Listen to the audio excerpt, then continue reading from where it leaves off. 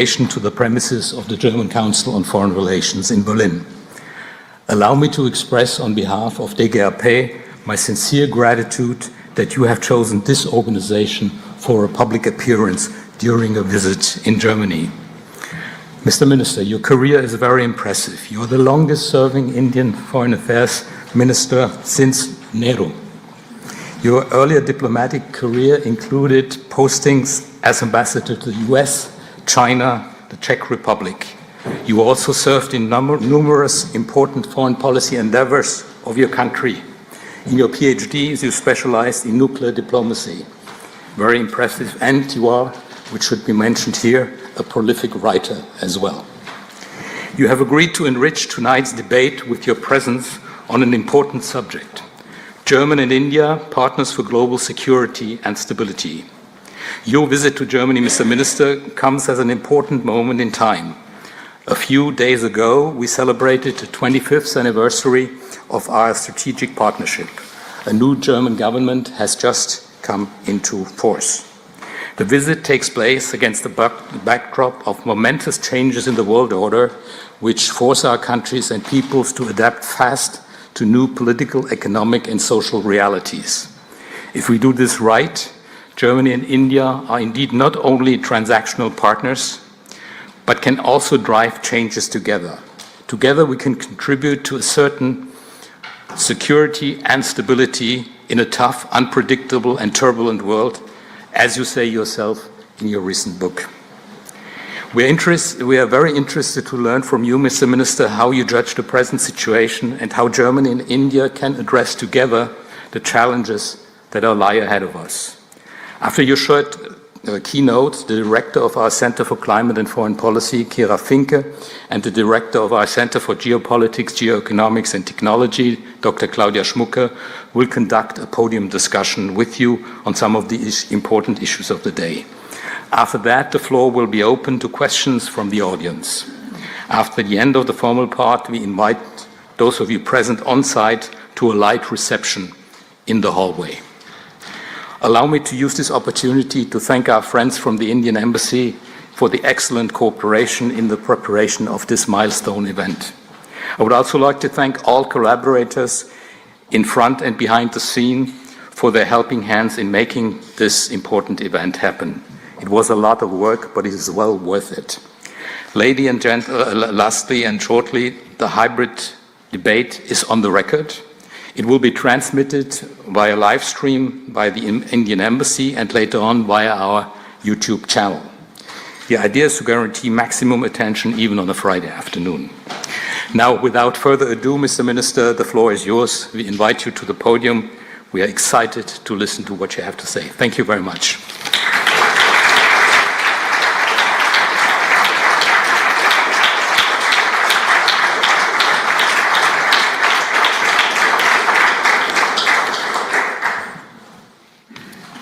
Dr. Rolf Nickel, distinguished guests, ladies and gentlemen, it's really a great pleasure to be with all of you this evening. I thought I'd make a few remarks to set the context and perhaps spend more time in a conversation. It's normally makes it more interesting for the audience and certainly more valuable for me. And let me begin, first of all, by drawing your attention to the logo behind me. I'm here in many ways to underline the 25th anniversary of our strategic partnership. I'm also here at a time when there's a new government in Berlin. It was my great privilege to talk to my German counterpart, Minister Wadephul, on his first day in office. I mean, I had spoken to him before, but still on the first day in office. And to be here early in the tenure of this government so that we really lose no time in forging a pathway towards taking, after 25 years, to look at the next 25 years and really see where we can take our relationship. I feel a particular kinship for DGAP because I looked up there and found we were invented in the same year. I'm just as old as this organization. But let me start really with the state of the world, because I think relationships between big countries and between regions must necessarily be shaped by the larger context, the global context, which they see. And I'm sure none of you would dispute today that this is a period of considerable political uncertainty, of great economic volatility, of technology concerns, concerns which may sometimes lead to descriptions like the chips war, but really much deeper when one looks at the immense possibilities and the considerable challenges of artificial intelligence, what the AI era holds for international relations, but for each one of us personally, is something which I think is still not exactly visible. We obviously today are focused not just in terms of production where technology is concerned, but even more so in its deployment and its influence on societies and international relations. So the big picture today is really very much a conversation about reliable and resilient supply chains, about enhancing trust and transparency, especially in the digital domain, about realizing the centrality of data to our existence, and perhaps even today to the balance of power, of anxieties about health, food, and energy security, about continuing concerns on climate, because the headlines of the day may be more dramatic, but let's not forget that global warming does not stop because there's a change of government of administration in any capital, of actually worry about poverty, again a subject which has often dropped off the global discourse, and perhaps even a recollection that the damage done by the COVID pandemic is very much there in many parts of the world. So all in all, quite honestly, the global picture that I have to present to you is very challenging, it's very difficult, and for that reason, I would argue that the partnership between India and Germany, and between India and the European Union, of which Germany is the crucial member, the invaluable member, has acquired an importance and a salience much more than it has ever had before. Now, this morning, I arrived here yesterday. I've been reasonably busy since then. I had the honor to call on the Chancellor this morning. I had a very, very good discussion with my counterpart, Mr. Johann Wadephul. I met the Energy and Economics Minister, Katrina Reisch. I met the Foreign and Security Affairs Advisor, Dr. Sauter. A number of members of Parliament who have been traditionally very, very supportive of the development of our ties. And I'm meeting all of you. So the reason I stress this is at this time, it's important we start thinking, yes, 25 years of strategic partnership, many things have gone well, maybe we have not fully realized the potential of our ties.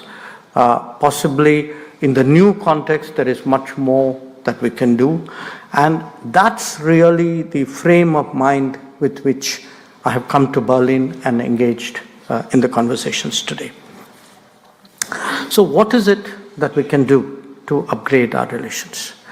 And I would flag for your attention a set of issues, and I hope we can take it forward in the conversation. Perhaps a a good start would be defense and security. We've had sort of an off and on relationship here. There have been times, decades ago, when there were actually active defense ties between us. Then for whatever reason, there've been, there's a certain conservatism about taking it forward. But I have seen that in the last few years, once again, there is a realization in both countries that there is something that we have to offer to each other, and the defense and security of both countries would be very much stronger through our cooperation. And we see this reflected in exercises, in the visits of German ships to the Indo-Pacific and to Indian ports. We see it reflected in enhanced export licensing practices, in discussions whether there can be further technology and equipment collaboration between our countries. And as someone pointed out to me this morning, if you actually look at Germany's defense exports to India, last year saw a very visible pickup. A second area is actually talent and mobility. Talent and mobility because across the world today, there is a mismatch between demand and demographics. So where there is a need for people, those people of that particular skill are not necessarily available. Now, it could be the skill to innovate and create and invent.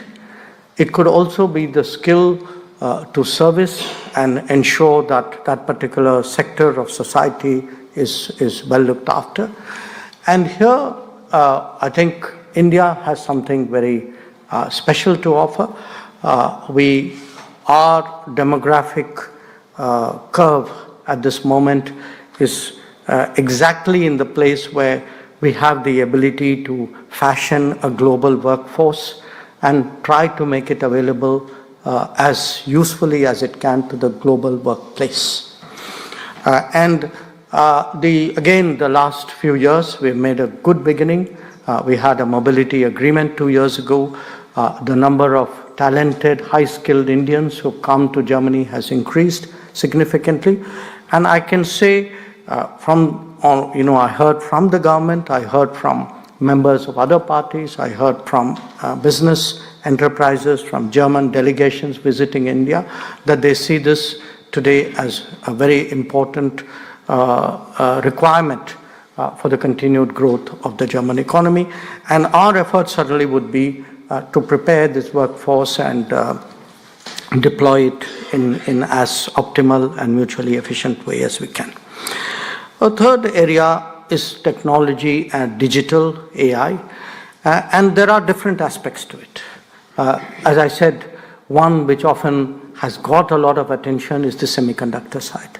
And just as Germany today is building up its semiconductor capacity, so is India. When different countries, but who are in terms of the worldview and the comfort levels and the way they intuitively deal with each other are comfortable, I would say parallel developments can reinforce each other. And we've seen a very conscious effort made really to harness the Indian talent into the semiconductor and microelectronics industry. And on our part, again, we are, after a very long gap, we are building a fab in India. There are a number of big projects in the ATMP spectrum which are coming up.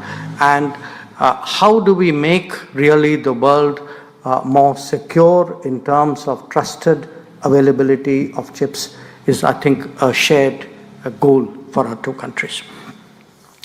When it comes to AI, I draw your attention to many of you would be familiar with the big debates. At a very conceptual level, I would say, you have models which are very state-driven at one extreme and very radically enterprise-driven at another. So you have complete control on one side and ostensible non-control on the other, but a lot of influence there.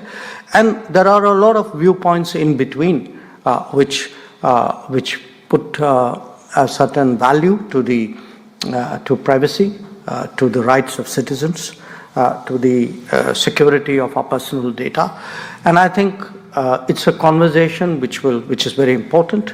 And certainly I would argue that India and the European Union, Germany, would have positions, not obviously identical, but somewhere in between the two extreme positions. I then refer to sustainability, because green growth has been again a very notable feature of our cooperation. In the last decade, Germany has been an important partner as India embraced renewables and solar energy. The collaboration that we did has really helped today to create a very significant renewable energy component in the Indian economy. But now we have to look at the next phase, and for us, again, we look at the era of green hydrogen and green ammonia and see here what it is that we can do together collaboratively to make their potential more realizable. I had spoken about talent. I had spoken about also the fact that we would like to grow our business. Of course, right now, relatively speaking, using our own history as a benchmark, our trade figures look good, but in comparison with many other important relationships, I think there's a long way we have to go. Our bilateral trade has just crossed $50 billion, but we surely feel that two countries which are the third and fourth largest economy of the world can do better than that. And I will touch on that later. We do believe that concluding an FTA with the European Union could make a very big difference. So when we look ahead, as I said, the next 25 years, what are the goals we set for ourselves? What are the targets we should be, what are the ambitions we should be having? I think a lot of it has to do with the progress and growth of India. Because in that progress and growth, there will be new opportunities that will arise. And let me give you a few examples. You have a very strong railway sector. Now, we are today heavily investing in the expansion and modernization of railways. Investing to the extent that every year last few years, we've been laying about 4,000 kilometers of new track every year. That's about roughly 12 kilometers of railway track every day. Similarly, if one looks at the road infrastructure, and again, the consequences of that, you have in India, on an average day, between about 25 to 30 kilometers of highway which are being built. If you look at airports, we on an average do between 6 to 7 new airports a year, which really means that much bigger a demand for air transportation and aircraft. And I don't need to remind you that Airbus is a shared enterprise in this geography. Similarly, if one looks at metro, every year there's one or two cities which have had a new metro network which has been completed. So now I'm using these illustrations to you to underline the rapidity today of change in India, because I know that is historically not our image. And it's not just happening in the hard infrastructure, it's also happening in the soft. In the last decade, we have created approximately 7,000 new colleges, which would be about, on average, 2 new colleges a day. So that will tell you really what is, underway in India. And we think that this offers both new capacities as well as new opportunities for business. Now, moving beyond that, of course, as two big and influential countries, we understandably are worried about the world.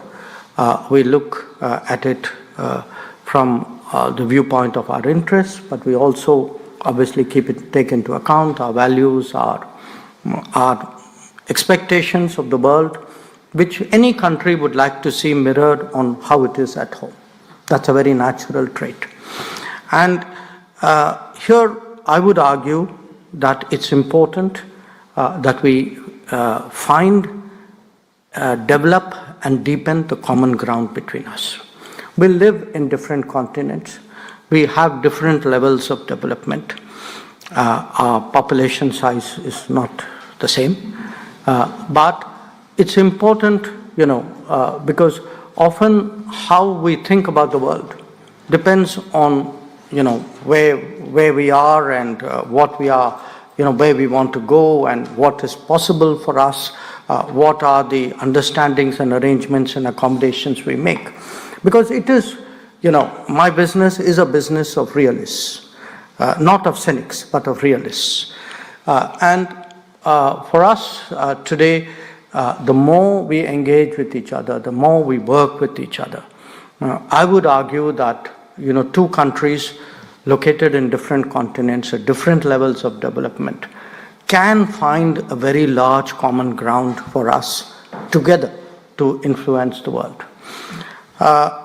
And influence the world because, as I said at the beginning, we need more stability in the global order. We need more predictability and more confidence in the economic order.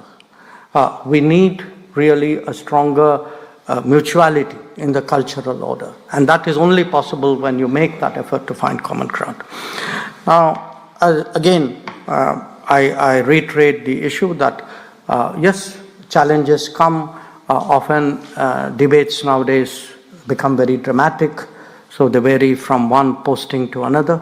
But the fact is, many perennial issues also continue. So it's important for us to understand terrorism is a very big challenge and a continuing challenge for countries across the world. We have just come out of an experience in that regard on combating terrorism. I'd certainly be happy to talk about it in the question session. Climate action, again, very, very crucial.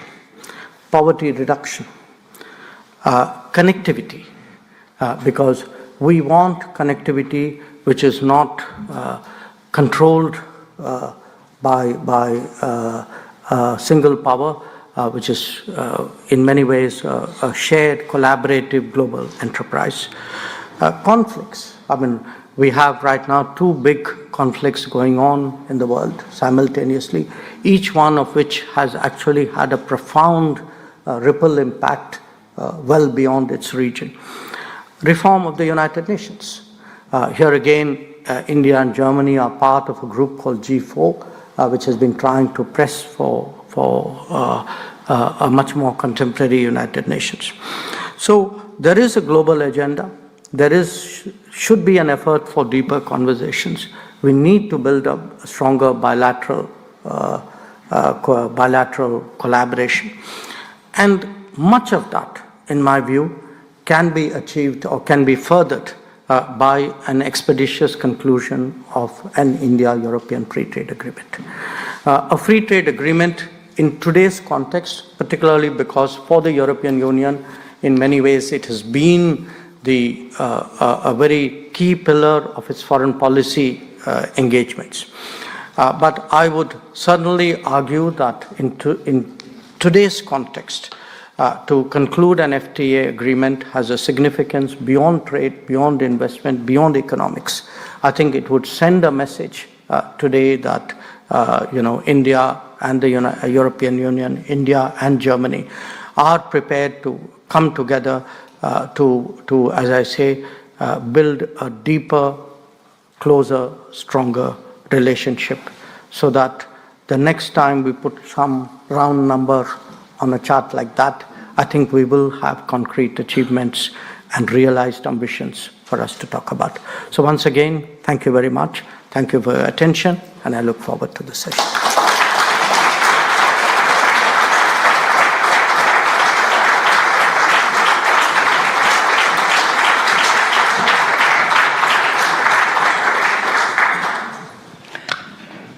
Your Excellency, thank you very much for your strong input on the importance and the future of the strategic partnership between India and Germany, and also about the relationship between India and the European Union. You mentioned, I think, a lot of relevant topics like AI and data, resilient supply chains, energy security, climate and defense that are relevant for India, but relevant for Germany as well. So there are a lot of topics where we can see a lot of potential for cooperation. My colleague, Dr. Kira Finke, and I would like to come back to a couple of points and maybe dive deeper into the topics that you already mentioned. As Ambassador Nickel mentioned, we will first have a discussion among ourselves and then later open up the floor to the audience. And I would now hand over to my colleague. Thank you, Minister Jaishankar. I will jump right into the questions if you allow me. So Germany's past government published a focus on India strategy paper. And you have mentioned our strategic partnership. We have now a new government. What are your expectations for our bilateral relations? My expectations are high for two reasons. One, I think we are starting on a very sound base. There were two reports that focus on India, but also one on the talent and skills. And I recognize, certainly where India is concerned, that there's a great deal of continuity between the policies of the earlier government and this. But whenever there is a government change, obviously there is a certain enthusiasm and a certain vigor with which any new government comes and pursues a policy. And as I said, for me, the new government came in on the first day of the new government. I had a conversation with Minister Wadephul, and I'm here really within the first 2 weeks of the government, and that should tell you really both our interest and that of the government. So we are, there's a very conscious effort today to first to recognize that we are, I don't want to say we are underperforming, but we could surely do better than we are doing. And there are definitely areas which, if we put our minds to it, if we make that effort, there will be many, many more things we can do. And as I said, one part of it is what happens between us bilaterally, but also the fact that we are both countries whose influence is not small. And when we start talking with each other and when we try to develop common ground and then discuss what we should be doing, that also has an impact on the world. So I have high ambitions. I mean, that is the reason I'm here. And I can tell you, as I leave tomorrow, the expectations with which I came in are even higher. I mean, everything I have heard today, everybody I met today has only given me that sense that yes, this is something which both of us share and want to take forward. Thank you very much. I'm very glad to hear about the high expectations. I think there's a similar feeling here in Germany about the importance of closer relationship with India. Now let me come back to trade and to the free trade agreement that you already mentioned. So India and the EU have been negotiating a free trade agreement for several years or maybe even decades. Mm-hmm. With big gaps in between. With big gaps in between, yes. And when European Commission President Ursula von der Leyen came to New Delhi in February, she decided together with Indian Prime Minister Narendra Modi to finish the agreement at the end of this year in 2025. So what would you say, how has the importance risen of this free trade agreement in the current geo-economic environment and in the current uncertainties that we see in trade? And what is needed to make the outcome of the negotiations to achieve an ambitious outcome? I think our negotiations started about 22 or 23 years ago. But I was very relieved once I was somewhere else in the world and they told me their negotiations were even longer than that. So it made me feel a little better. But why I mention it is, if you look at the 2 decades of this period, both of us have changed considerably. Our capacities have changed. The world has changed. What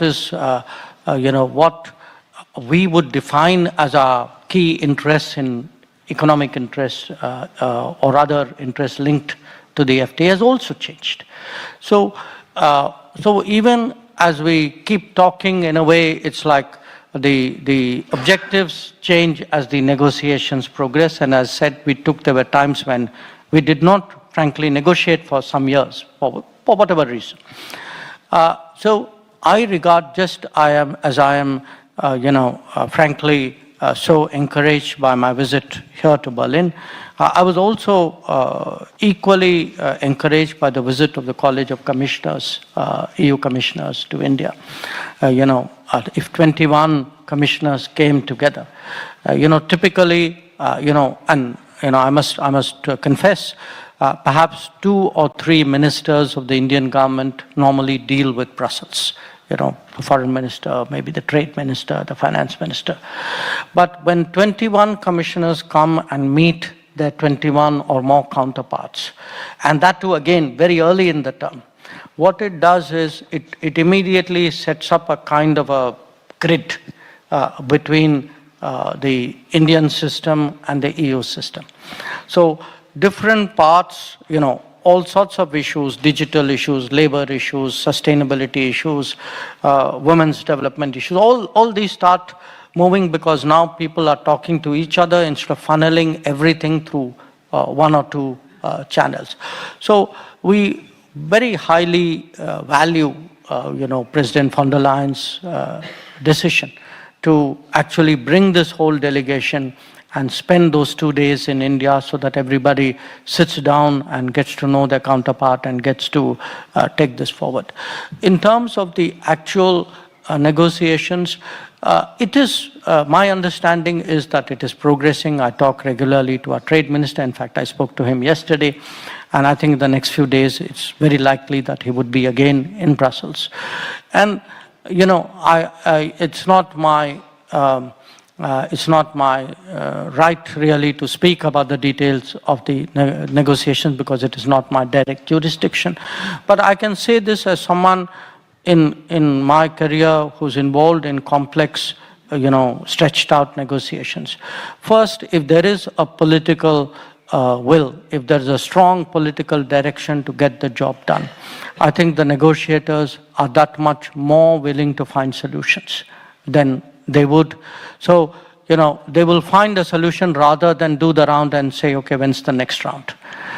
Secondly, we have to be, we have to be understanding of each other. As I said, think about it. The EU, I think, on average, perhaps has a income per capita which is about 20 times, maybe 17, 18 times that of India. So the levels of development, the size of enterprises, they're very different. Now, any negotiation has to take into account realistically the ability and the constraints and the anxieties and the expectations of the other party. There are things we can do, there are things we can't. And that is often a challenge because, when we do multiple agreements, we tend to transpose one onto the other. If you look at, let us say, agriculture, or you look at dairy, we are a country of very small land holdings. People, when they do animal husbandry, have very small number of cattle. So they understandably have issues when confronted with another economy where the scales are so much bigger and therefore the costs and the efficiencies are very different. So I felt earlier on, because I have myself been now for 11 years been monitoring and sometimes involving myself in these negotiations. I feel there is a much more sympathetic understanding on the EU side about what's possible, what is fair, what is realistic. And I hope if that translates into something also creative in a landing point, I feel it's something which, that will allow us to move forward. Thank you. I want to, talk about the issue of climate and development. And India has a net zero emissions goal for 2070, and it has also set out the goal to achieve the developed country status by 2047, 100 years after its independence. How can these goals jointly be achieved, and how could the German-Indo partnership serve green growth? Well, I think in many ways, these are multiple quests. They are autonomous in a way, but they are interlinked, obviously, in a way. And again, these are not linear projections which are made. I think I remember Paris and Glasgow, and I could not have predicted the world today on either occasion.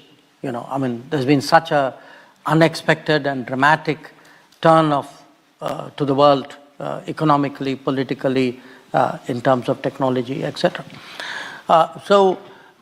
Yes, those are commitments and aspirations and goals. But again, these are realized if you go building block by building block. That's how real things actually happen. They don't happen in a sweeping manner.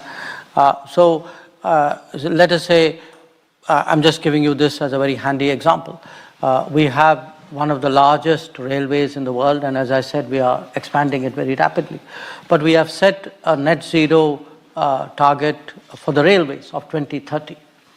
So the more we are able to, let us say, grow greener transportation, so railways and waterways. In fact, it was one of the subjects which we discussed today in our official meetings.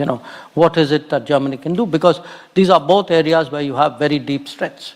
Our waterways are really it's a very small part of our, minuscule part of our transportation system. Because there is a lot of, attention in terms of power generation. Often, that's the way when you start looking at goals and then you say, okay, so how much of it is fossil fuel based? That's one element of it. But there are so many others, the energy efficiency side, the urban habitation, even the rural practices, the lifestyle in many ways. So I think in each of these, there are contributions which our partners can make.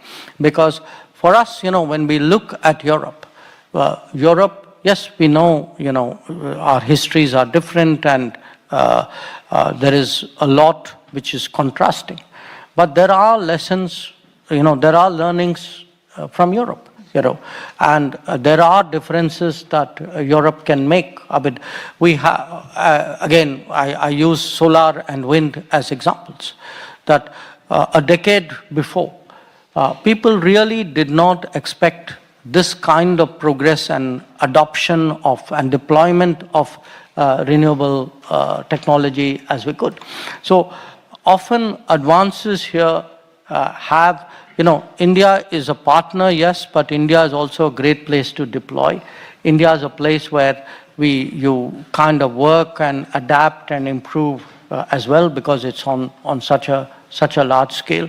So I do think both in terms of what we call developed India, as well as a net zero India, there are big contributions which can be made. We have serious ambitions today to ramp up our manufacturing. If you look at the manufacturing percentage of our economy, it is, in my view, it is unnaturally low, and it is because in the past we did not make the necessary investments or create the manufacturing ecosystem. When I spoke about today the advances on infrastructure, such an infrastructure, the kind which I'm talking about, is necessary for manufacturing, because without that, the cost efficiencies won't happen. Nobody's going to set up factories if your ports are congested and your roads are narrow. So here again, we see, to me, a resilient supply chain would, at the end of the day, contribute to both a greener, cleaner growth pattern, as well as actually a developed India. So it's a kind of a total package, and so I would argue really for overall closer relations rather than sectorally close relations. Our vision of a relationship is not just increase the trade numbers. To me, the metric would be, let us say, more academic exchanges, more trade certainly, more sort of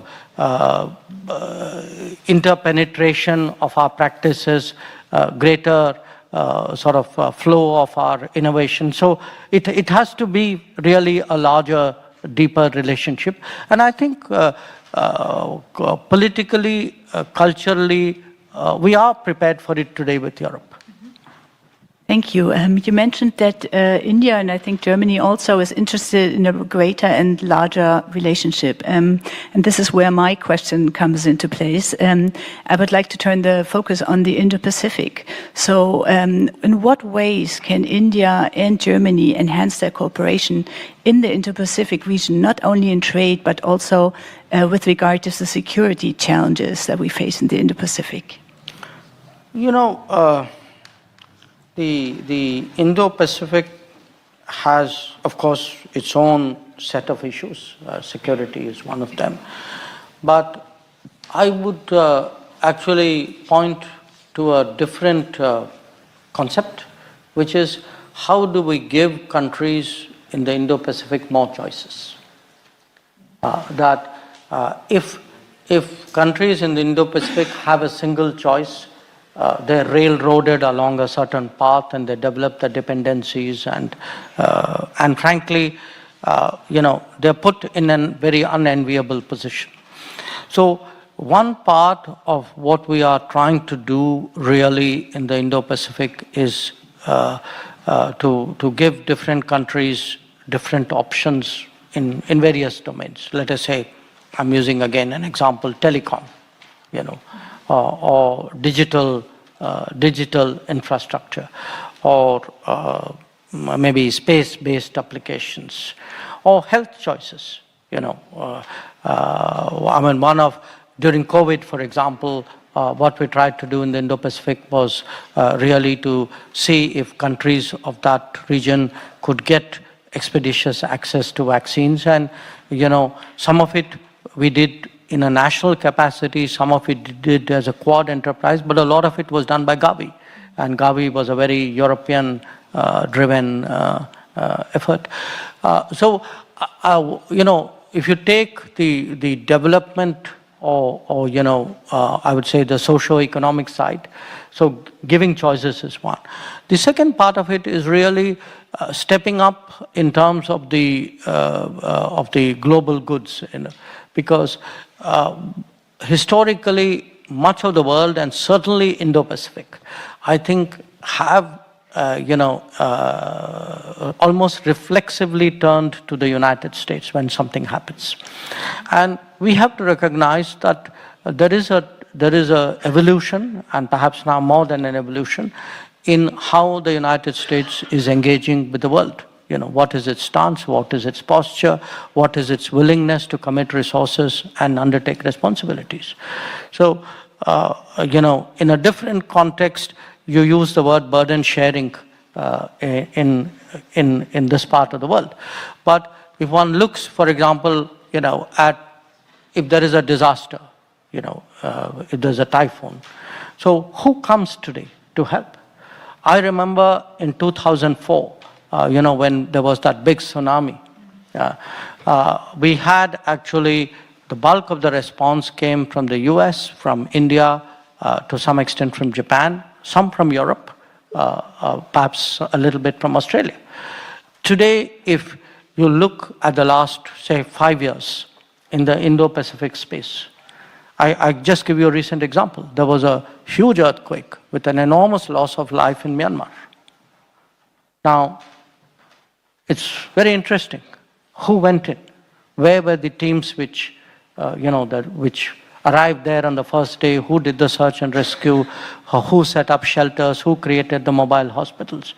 it was actually basically India and China. So I put it to you that there is also today, in a way, a deficit in global goods. So one part of it is give the choices, but the other part is how do we collectively, collaboratively address many of these needs. And we do feel there is a intent certainly on the part of Europe to do it. But intent by itself won't work if you don't have partners who make it possible. And you know, it's an analogy not with a European country, but I think the concept you will understand. You know, if we have to do something in the Pacific Islands today, there was a big, I think a mudslide. I mean, a lot of people lost their lives in Papua New Guinea. What we did was, we have an arrangement with Australia, which partly came out of the Quad, where our relief and you know, our supplies went into Australia. And then they took it on from there to Papua New Guinea. So I would argue that you know, we need between Europe and India, and certainly Germany and India, because you are so crucial here, to create now new modes of collaboration to deal with global crisis and you know, these kinds of happenings, because the old 911 number is not going to work. Thank you for these thoughts. You have mentioned in your opening remarks the issue of terrorism, and we have all witnessed the horrific attacks in Pahalgam. I would like to ask you, what are the international implications of the conflict in Kashmir with regards to China, Russia, the US? Okay, look, first of all, this was not a conflict in Kashmir. This was a terrorist attack. And a terrorist attack which is part of a pattern which has not only targeted the Union Territory of Jammu and Kashmir, but other parts of India as well. So it's very important to clarify, because when you project it as a conflict, you're really putting the perpetrator and the victim, without meaning to, I understand, at the same level. So this was a horrific, particularly brutal terrorist attack, because you know, it was meant to create a fear psychosis and you know, destroy the tourism economy of Kashmir, which is the mainstay. And it was also meant in a way to sow religious discord, the manner in which it was done. So what we were responding to was terrorism. And when we respond to such an attack, I think there was a lot of international understanding. So it was very, you know, to me it was telling that the UN Security Council, 3 days after the attack, actually issued a statement saying that the people who did it should be brought to justice, they should be held accountable. And that is exactly what we did on the 7th of May. So we targeted terrorist headquarters and terrorist centers. And our campaign is against terrorists. Now the terrorists in this case happen to be located in the country next door, because that country next door has for many, many years used terrorism as a kind of a tool in its attempts to pressurize us, or call it what you will. So you know, in a way I'm laboring the point, but I'm doing it because, you know, when it comes to terrorism, I think today, it's, you know, there's virtually no country which would say, I approve of what is done, or no country which would say, I don't condemn what was done. And if I were to say, I have the right to defend myself, my people, I have the right to secure my country, I think much of the world would agree with me. And I'm happy to say that Germany does. You know, we are very encouraged both by the very early condemnation of the terrorist attack, as well as the very clear message which we got on the 7th of May, and again today from Minister Wadephul, that Germany recognizes India's right to defend itself against terrorism. Thank you so much for answering a broad range of questions. If time allows, I would probably have three questions from the audience really briefly, and then hand back to you also for final remarks. One question over here, one question over there, and the last question over there. Please really briefly introduce yourself and pose a question.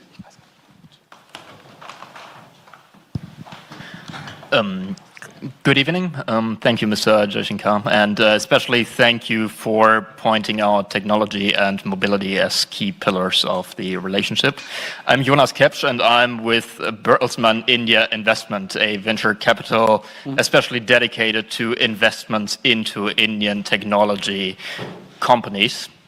And the one thing standing in the way the most for us to unleash our full potential with our investments in India is actually the issue of bureaucracy on mobility. We have issues getting work visas or internship visas in time, and this is hindering our work in India. So our question is, how can we remove this burden of bureaucracy to unleash the full potential in economic relations between Germany and India? So if I understood you right, the problem is getting work visas for people to work in India. Exactly, yeah. Look, obviously in my job, I often get people who have complaints or various levels of dissatisfaction. I understand it. That's what I'm supposed to address. But it would help me if people are specific. Because if you tell me the bureaucracy needs to be better, no question, I would agree with you too. But if you want to solve the problem, honestly, if you could give us some specifics, I have the ambassador sitting here, I'd be very, very happy to address that, because at the end of the day, it's when you solve people, specific problems, that policy also changes along with it. And so I invite you to give me the specifics. I encourage the ambassador to make sure that our system, in that he keeps reminding me till we solve your problem. But when I do solve your problem, I also would be very happy if you would talk about it to other people. Thank you so much. So I have two more questions that I would like to collect. The gentleman over there. Maybe a microphone? So I'm Dr. Vivek Arunachalam, Professor for Business Innovations. One of the things that you emphasized was actually creating a kind of improving the relationship between India and Germany is something that you emphasized. Do you have an idea of pressing upon, of creating something like a innovation-based think tank, especially bridging between India and Germany, especially because India is now climbing above the value chain, because it's no longer into the low-end innovation, it needs to go to the high-end innovation.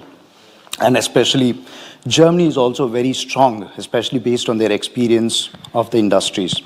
So do you believe in creating a kind of a innovation-based think tank which can really support down the exchange of academic councils, industry specific ideas? So how do you see about this?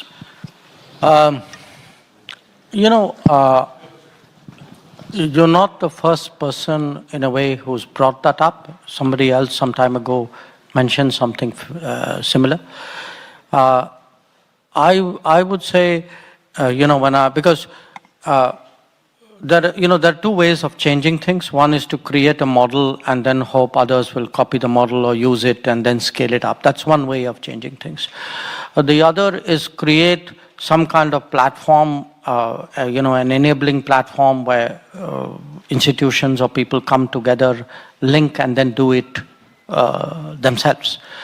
My experience is more biases me towards the second. I would, certainly say there are steps we need to take. I mean, today, for example, I had a very very strong urging to my counterpart minister. I said, look, please do everything you can to increase German language teaching in India. And the reason is there's a huge appetite for learning foreign languages. And learning foreign language, today if you go to engineering colleges, if you go to medical schools, if you go, so it's not necessarily a professional language student, people who have a domain speciality are curious about the world, because today's young person is so much more connected to the world because of their connectivity, the smartphone culture. For me, language teaching is probably is one way of connecting. But what we need is in different professions or different domains of activities, similar people to find a connection. Prime Minister Modi, for example, has very actively promoted hackathons between countries, because he feels that's a way for young people with a particular bent of mind to actually get to know each other and connect up with each other. With Germany, again, one very positive development we have seen in the last few years is much stronger linkages of academic institutions. Now, here again, we've changed our education policy. We today welcome foreign universities and institutions to come to India. And we are very flexible about how this can be done. So if they want to come and set up a university or an institute, they're welcome. If they want to work collaboratively with an existing one, if they want to do a double degree, if they want to even promote internships, this is one way of collaboration. But I will reflect on your suggestion, because in our mind, there is also, we've been sort of debating, we need more forums, not of a very generalized nature, because if it is too general, people don't take it entirely seriously. There's got to be a degree of specificity about it. Let me talk about it with some of our colleagues who are really more active in that line of work, and perhaps the next time we meet, or you may read about it, maybe I may have something better to report in. Thank you. If time allows, I had one brief last third question. The gentleman over there. And then I would get back to you for final remarks. Good evening, sir. I have a question regarding the diplomacy, because you are the most admired diplomat in the world. So what should the next generation of diplomacy looks like? Or how are your views on the next level of next generation of diplomacy? Because till here we have also evolved to this point, and for sure we will also evolve from here in the next 25-30 years. So how the nature of diplomacy will evolve? The problem when you ask someone what would be the next generation, that's a nice way of telling them that they are sort of getting extinct. So you are saying, your time is over, what would be the evolution looking like? So I take that in this in the right spirit. But again, I'm really reflecting even, let us say, the last decade or two. I think in many ways the traditional ways of diplomacy, and that's not just how you dress and how you first of all, the complexity of the world has increased. The speed at which you have to react is that much faster.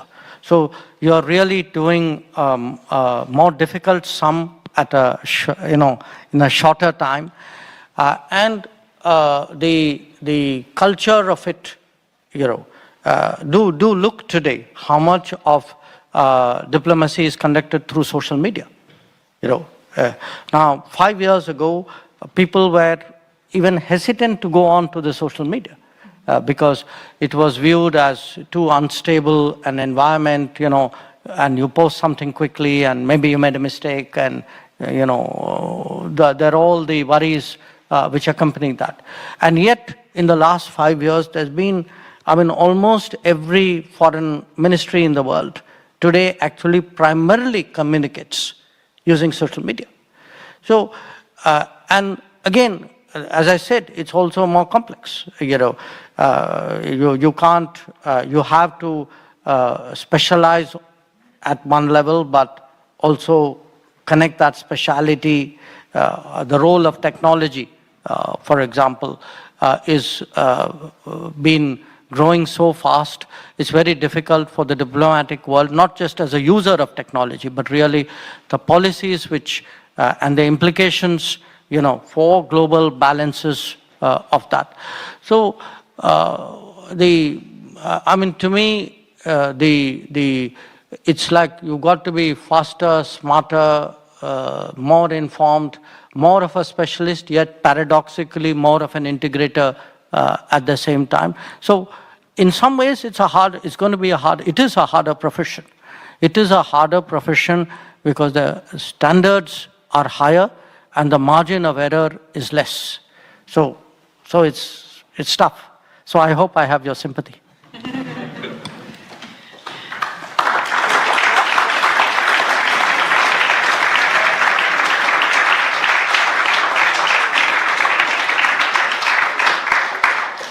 Minister Jaishankar, we are very grateful for your time. It was a very intriguing conversation, and therefore, although you gave us so much time, time was too short. And we take a lot away from this. And I would also like to thank the Indian Embassy who have helped prepare with us this important event. Thank you again for gracing us with your attendance here at DGAP, and we would love to welcome you back again soon. Thank you very much.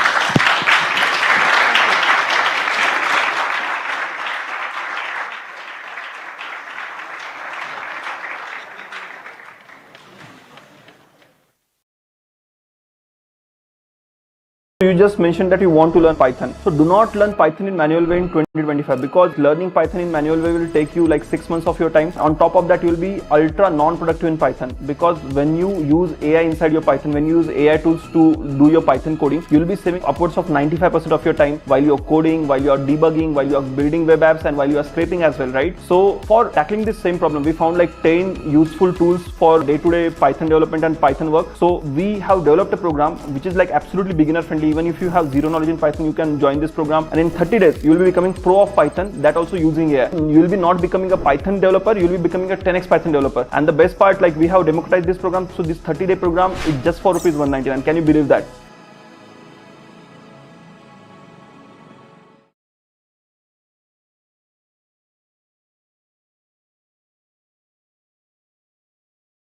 First of all, thank you all for being here. It's amazing on a Saturday night of the Memorial Day weekend that we were able to get such a star turnout, and thank you all for coming. I had a chance to say hello to many of you during the reception, but some of you I haven't, and I do want to say hello and acknowledge with gratitude your presence here this evening.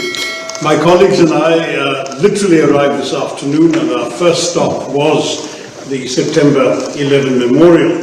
It was obviously a very moving moment for us, but it was also meant to send a very strong message that we are here in a city which is bearing still the scars of that savage terrorist attack, in the wake of yet another terrorist attack in our own country.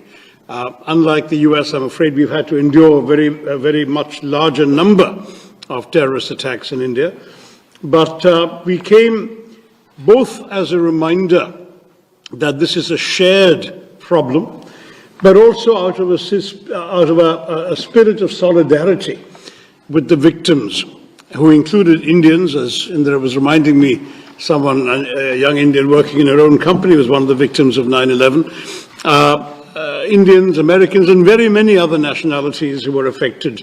It's a global problem, it's a scourge, and we must all fight it unitedly.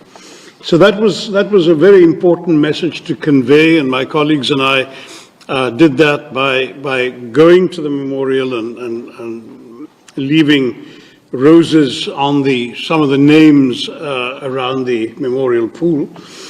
And having done that, we are now proceeding, as has been mentioned already, to 4 other countries before returning to the US, not to New York, but to Washington, D.C., on the 3rd of June, when Congress will come back from its recess as well.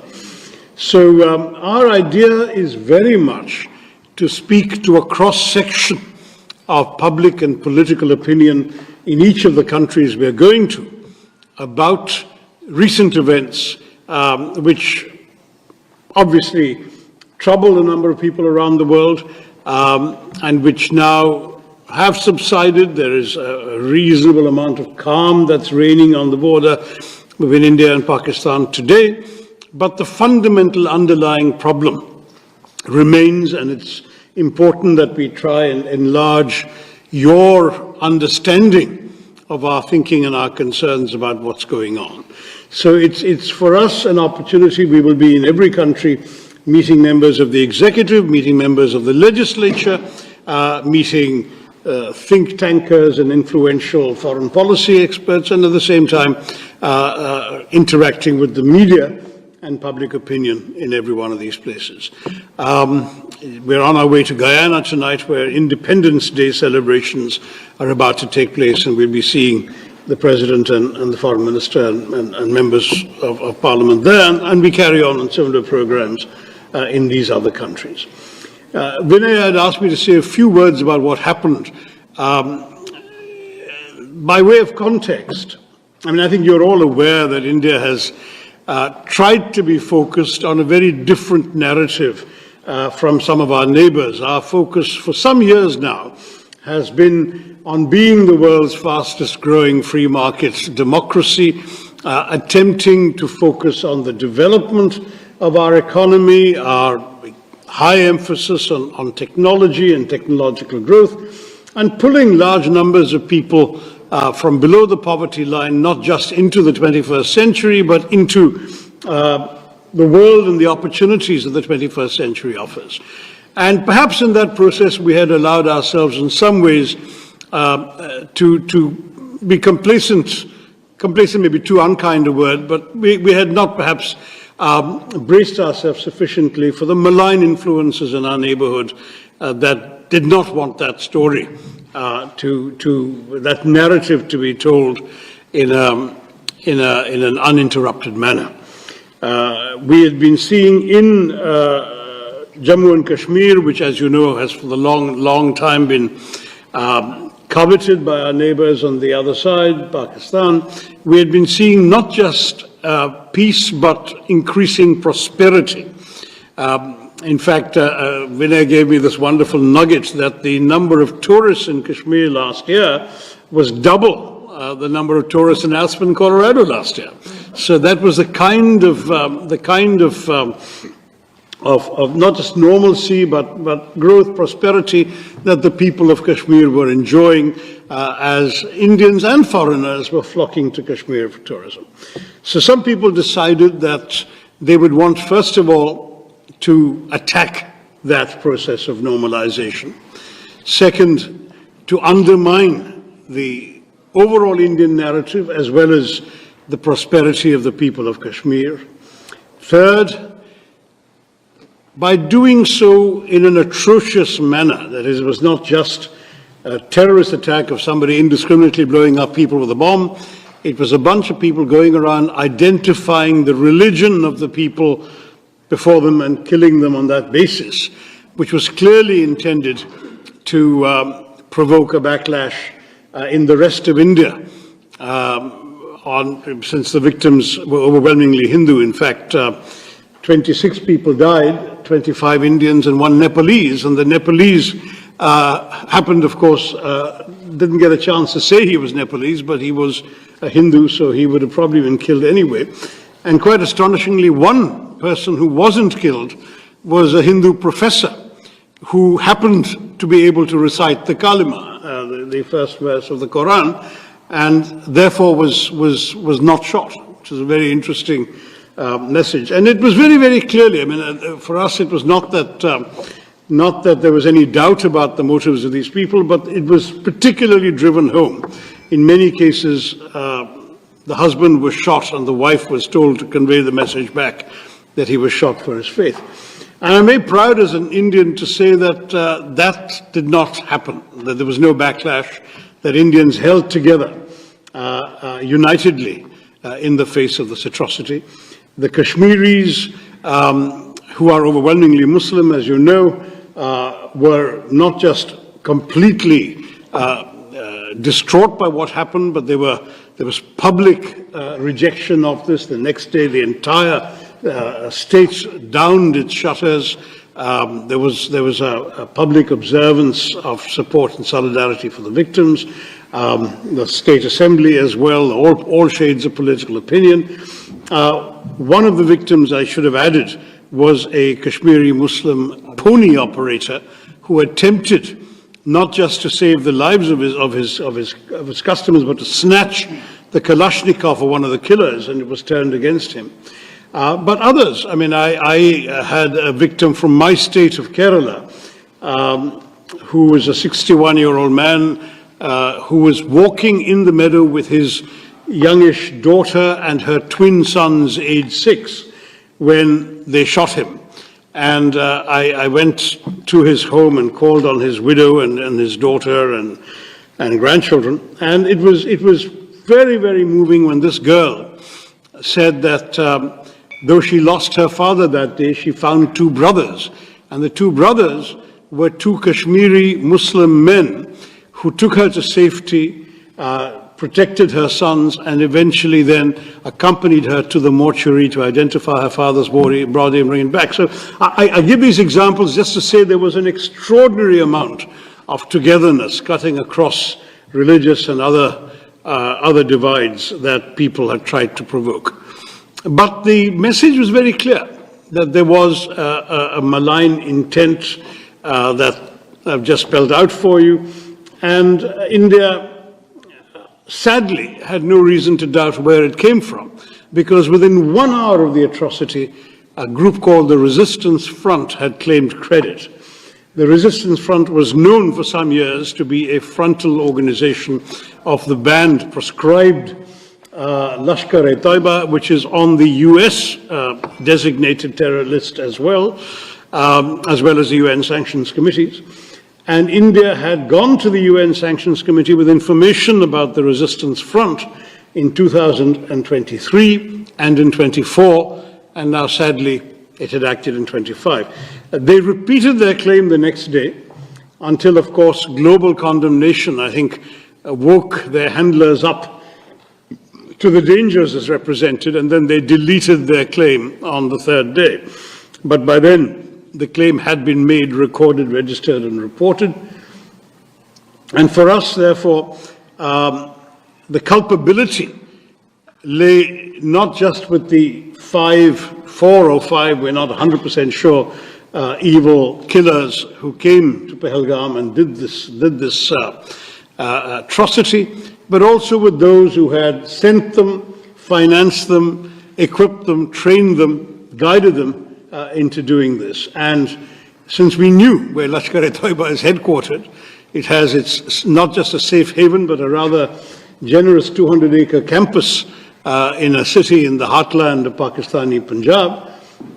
We also knew where the responsibility lay. Sadly, Pakistan chose to follow its usual path of denial. In fact, Pakistan, with the help of China, succeeded in removing a reference to the Resistance Front from the resolution of condemnation that was drafted in the Security Council, the press statement actually, not resolution, in the Security Council of the UN 2 days later. But though the name was not mentioned, it was, as I said, a matter of public record, and we knew what was happening. India replied immediately that we would not let this go unanswered. I don't work for the government. As you know, I work for an opposition party, but I myself authored an op-ed in one of India's leading papers, the Indian Express, within a couple of days, saying the time had come to hit hard but hit smart. And I'm pleased to say that's exactly what India did. On the night of the 6th, 7th of May, it was 6th here, it was 7th for us, at 1:05 in the morning, a time chosen deliberately to avoid any risk of too many civilians wandering about or any collateral damage, very precise and calibrated strikes took place on 9 specific known terrorist bases, headquarters, and launch pads. Those included those of the Lashkar-e-Taiba in a place called Muridke, those of the Jaish-e-Mohammed, the organization that is responsible, amongst other things, for the murder of Daniel Pearl, some of you knew in New York, and others, Jaish-e-Mohammed in Bahawalpur, and in Muzaffarabad, which is in Pakistan, the Pakistani-occupied part of Kashmir, there were no less than 3 different terror organizations which had their bases there, Harkatul Ansar, Harkatul Mujahideen, others. And so India sent a clear message, number one, that it was not going to take terror lying down, it would answer, but equally that by delivering very precisely calculated, calibrated strikes on very specific targets, it was also sending a message that this was not meant to be the opening salvo in a protracted war, but just an act of retribution, that we were prepared to stop with that act. In other words, not just in other words, it was officially conveyed. There is a regular hotline between the 2 Directors General of Military Operations. The message was conveyed that this was the intent, that it was pointed out that no military targets, no civilian targets, and no governmental targets had been hit, not even by accident, and that the message therefore had been delivered exactly and precisely to the terrorists and their handlers. And nonetheless, Pakistan chose to respond, I'm sorry to say, with indiscriminate shelling across the border the very first day and night, which sadly killed 19 civilians and injured grievously 59 others, including Carmelite nuns in a convent, Sikhs worshipping in a Gurudwara, and others who happened to simply be in the line of fire because they lived in districts adjoining the Pakistani border. When this happened, India had no choice but to retaliate in kind. The matters got worse the next day as the Pakistanis followed up artillery shelling with a serious invasion of drones and missiles.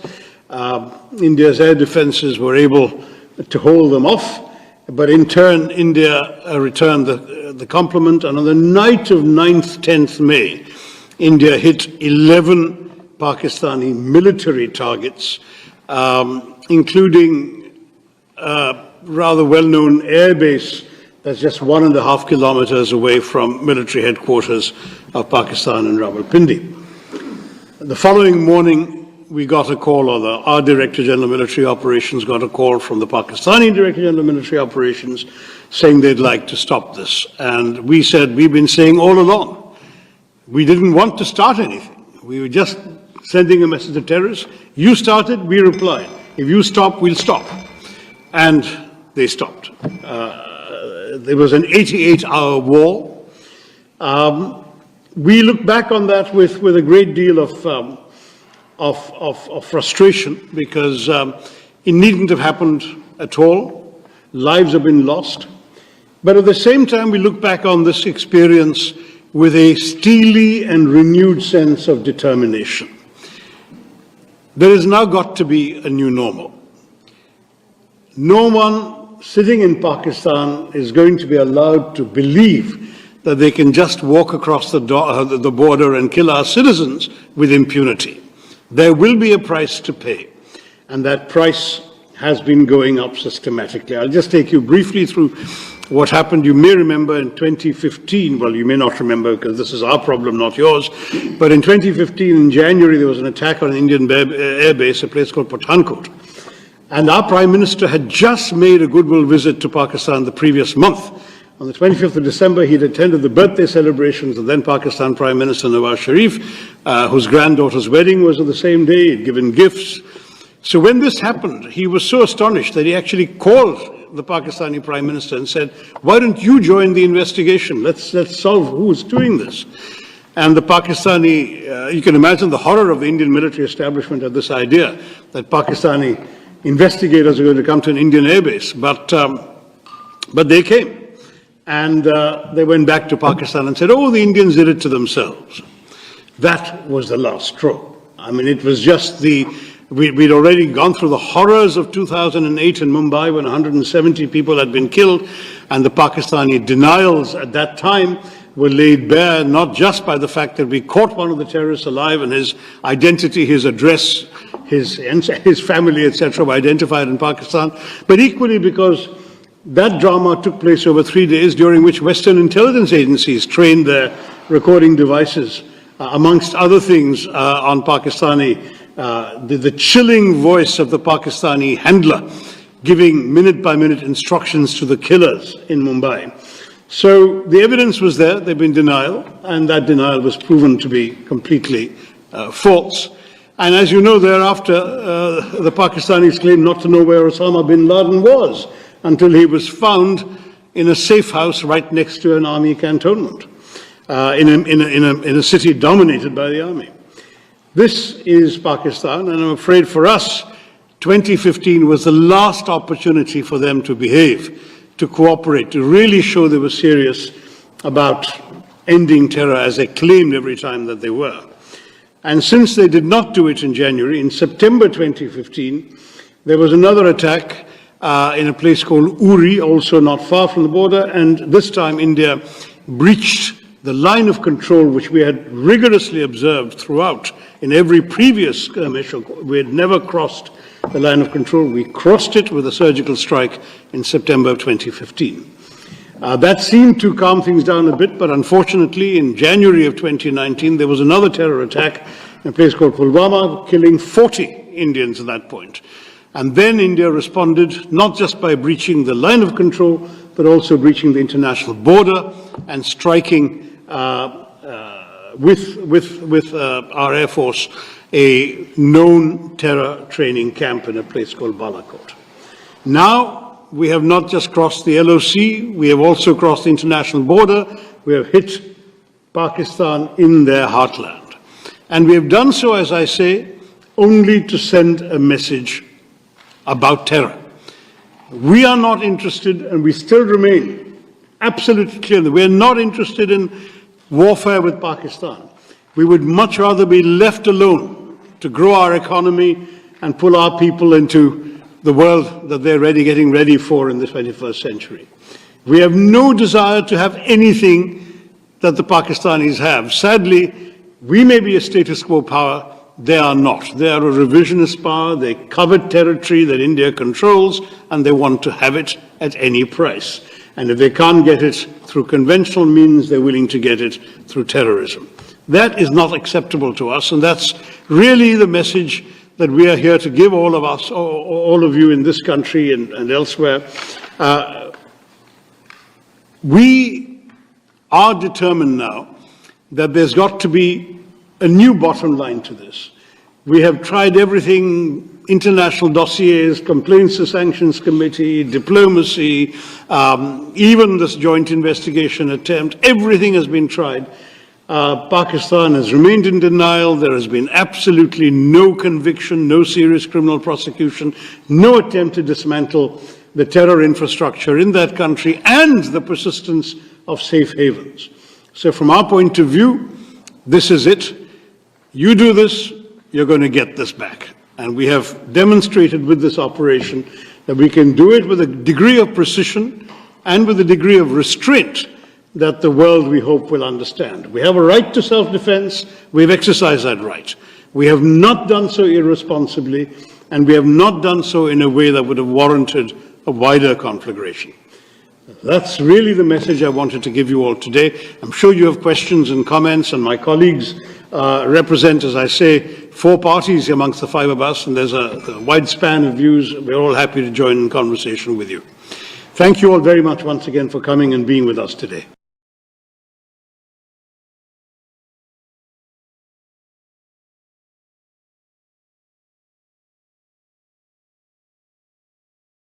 Fiverr. Find the right freelance service right away. So that's how they're growing so fast. Yeah, I imagine they had way more employees than we do. I mean, look at the number of projects. Look at that frozen yogurt tab. Digital marketing, AI experts, web design. Raspberry mocha swirl. Unbelievable. Should we try that? I wish. I can't really digest dairy. Grow your business with freelancers. Fiverr.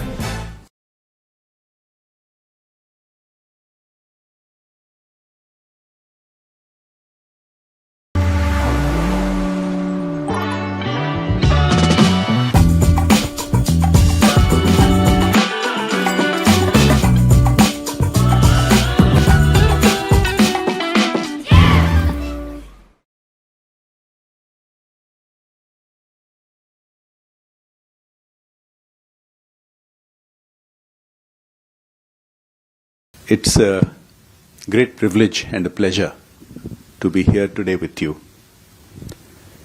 His Excellency the Ambassador has introduced the members of our delegation. In the presence of the distinguished guests who are here today for this interaction, I would like to convey my thanks. I would like to begin with recognizing that Bahrain and India have a deep and very, very long-standing relationship. Some of the distinguished guests today here who have been here for many generations are testament to that. I recall from history India's stand going back to 1960, standing with Bahrain, and I would like to take this opportunity to thank the government of Bahrain and all Bahrainis for the consistent stand that Bahrain has taken, including on the recent developments where it has made principled, strong comments which we truly appreciate. We are here at a difficult time. On the one hand, India is doing so well. For now so many years, it has been the fastest growing large economy in the world, with growing friendships, trade, and relationships around the world. Especially in the last decade, Prime Minister Modi has worked incessantly to go around the world to build such rapport, including here in Middle East and West Asia, and in Bahrain especially. The difficult time has to do, as you are aware, with the latest horrific terror attacks on April 22nd in India, and then the hostilities with Pakistan thereafter. I would like to take a few minutes to point out, you are of course, I'm sure, aware of many of these issues, but some of the details I think are worth pointing out. Because we come here in friendship to seek your support, as it has always been there, including now. Now, the horrific nature of these attacks, you may have heard, were that 26 men were killed at short range in front of their wives and children, shot in the head, and most horrifically, after verifying their religion. Now, India has faced many terrible such terror attacks. And terrorism is something that no country tolerates. Neither does Bahrain, nor does any country. Our problem is that our terror attacks are all coordinated from one neighbor to our west, who funds, trains, arms, and uses terror as a proxy. For the last several decades, ever since the end of the Afghan war, these terror proxies have been used to attack India, because otherwise they have tried with armed intervention earlier and failed. Now, you have seen this before. You have seen this in the Mumbai attacks, 2008. You have seen this countless times. There are literally many hundreds of examples. And there is no doubt that it is sponsored by a state, and there is full proof. I use Mumbai because it was the most prominent example, and many people are most familiar with it, but I can give the same example about dozens of other such attacks. The same pattern follows every time. Pakistan claims innocence, tells us that prove it, show us that we are responsible. They did it after Mumbai, they did it after the Pulwama attack, they did it after the Uri attack, they did it after Pathankot attack, and they are doing it now. The reality is, every time as more and more facts come out within few months, they are forced to accept that yes, they have done it. They are also forced to accept because the terrorists are openly roaming around in Pakistan. These are terrorists who have been sanctioned by United Nations. It may shock you to know that there are 52 known and sanctioned terrorists and terror organizations openly operating in Pakistan. And these have been implicated with clear proof in many previous attacks. And even now, this time, there is this particular attack was carried out by an organization called TRF, the Resistance Front, which is a known frontal organization of LET, Lashkar-e-Taiba, which is a sanctioned, known terrorist organization operating out of Pakistan. They took responsibility immediately after the attack on April 22nd. It was not accidental. They repeated that, taking credit. Twice they posted on it, and the IP addresses have been traced. They are known to us. And the IP addresses are in Pakistan, next to army bases. More details will undoubtedly come out in the coming months. But this practice of Pakistan saying, no, no, we are not involved, please show proof, etc., it's the same old pattern. And the pattern is that when we retaliate, they escalate hostilities and then try to take it to the rest of the world to intervene. Now, this is a recurring cycle for us. It's like a nightmare which keeps happening again and again and again. In the last few years, India has changed its doctrine. Earlier, we tried everything. We have tried talks with them. We have tried peace initiatives. Prime ministers have gone in bus. Prime ministers have landed up for weddings and Christmas and tried many things with them. Nothing has worked. We have tried even continuing discussions, even while attacks used to continue on us. But finally, India's changed doctrine is as follows. The sad thing is Pakistan has been using its nuclear capacity to promote terrorism. Normally, when somebody gets nuclear capability, it becomes a reason for peace, because both sides can do a lot of damage. But Pakistan has not agreed to peace. It has used it as a cover for promoting terrorism. Come, OSCG. Now, our new doctrine is we have called their nuclear bluff. We will no longer be blackmailed by their nuclear bluff. We have demonstrated many times from last several years, but now especially, that we can and we will retaliate, and things will never go anywhere close to being nuclear. And that is because we are not, our intention is not hostility. Our intention is to extract a cost to deter them. So this time also, our response was clear. It was very precise, very measured, and non-escalatory in nature until they decided to escalate it further. So what did we do? We hit their terrorist sites, not their civilians, not even their army bases in the first 2 days. We only hit the terrorist sites. These are the same sites in Muridke, Bahawalpur, few other places where the UN has sanctioned them, and known terrorists are openly roaming around there. These are the terrorists who have been implicated in Mumbai 2008 and other, and Pakistan has acknowledged, yes, the proof is there, but they are still not taking any action against them. We hit them, and we told Pakistan that, look, we haven't hit your army, we haven't hit your civilians, you don't have to escalate. We are hitting terrorists, which you should be hitting. But they escalated, and when they escalated, we also, our doctrine is that if you hit us, we will hit you. And we did hit. There has been a lot of disinformation going around. Pakistan has been spreading disinformation about what damage they have caused to India, etc. Of course, that is all disinformation. There are no proof. We have very clearly and precisely hit, after the terrorist bases, certain armed forces bases, and we have backed it up with satellite photos, with other cross-referenced information. And finally, the hostilities came to an end after 4 days.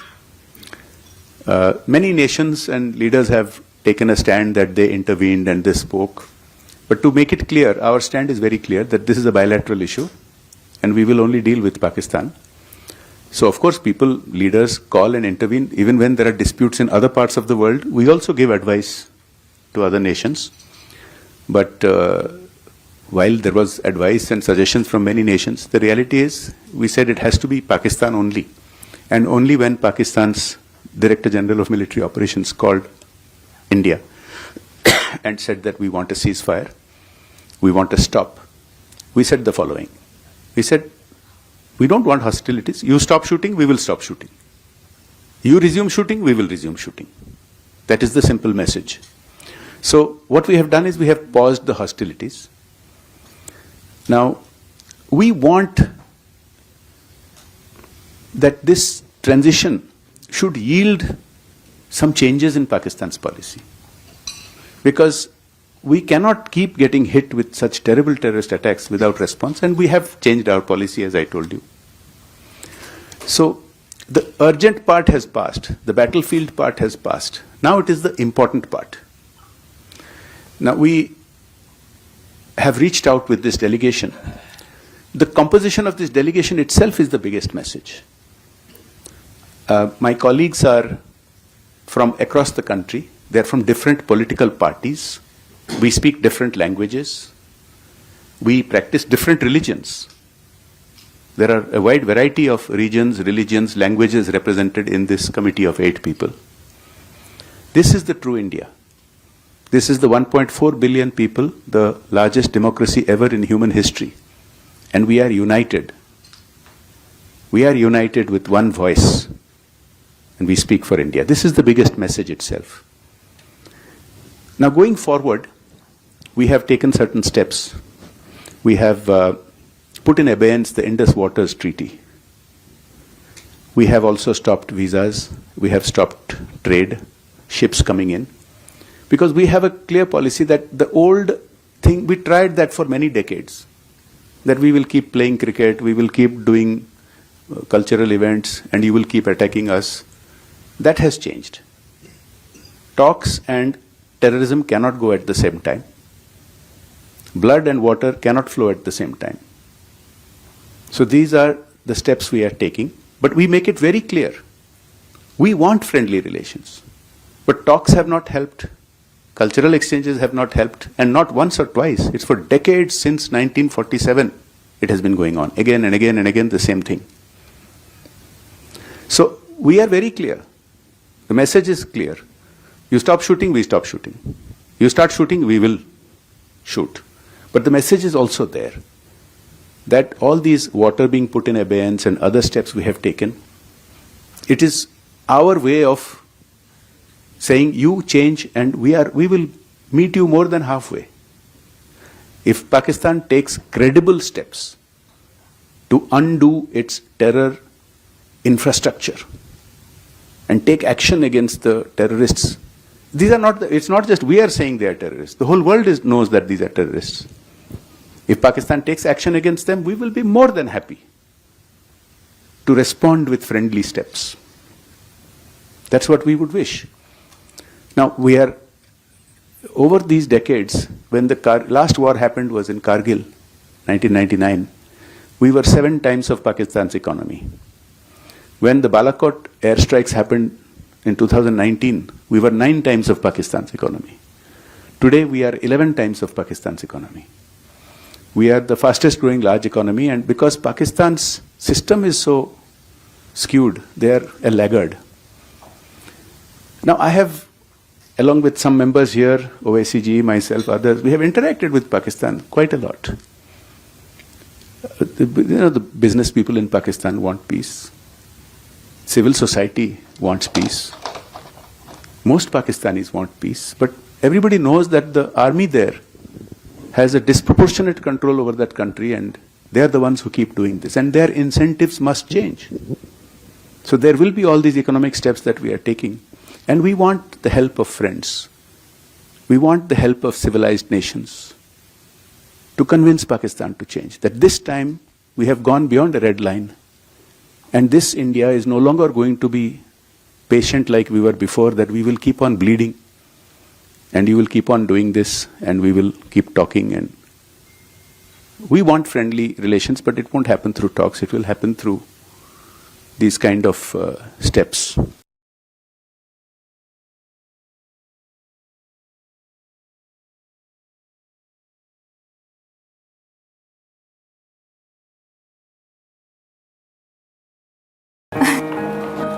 एवढ्या वर्षांनी मुंबईत पावभाजी मस्त. जुहूची, गिरगाव चौपाटीची का कुठल्या 5 star rating हॉटेलची? बादशाची सगळ्यात best. स्वाद सुगंध